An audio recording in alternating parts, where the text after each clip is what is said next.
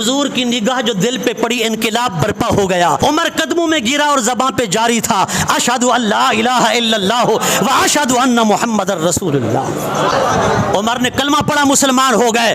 رب نے قرآن اتار دیا یا ایھا النبی حسبک اللہ ومن اتبعک من المؤمنین. پیارے حبیب, اے نبی, اے غیب دان نبی, آپ کو اللہ بھی کافی اور ابھی ابھی کلمہ پڑھ کے مسلمان ہونے والا عمر بھی کافی.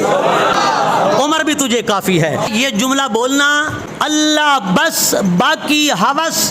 بڑے بڑے توحید پرست جو ہے نا یہ جملہ لکھتے ہیں, دکانوں میں لگا ہوتا ہے, مسجدوں میں لگا ہوتا ہے, آپ نے پڑھا ہوگا, لکھا ہوتا ہے اللہ بس باقی ہوس. اس کا مطلب یہ ہے کہ اللہ کے سوا کوئی فائدہ نہیں دے سکتا, اللہ کے سوا کچھ بھی نہیں ہے.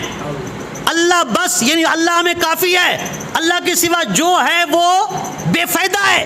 میں کہتا ہوں یار اگر یہی نقطہ نظر قرآن کا ہوتا, یہی فلسفہ قرآن کا ہوتا, اللہ فرما دیتا یا ایھا النبی حسبک اللہ, اے نبی آپ کو اللہ کافی.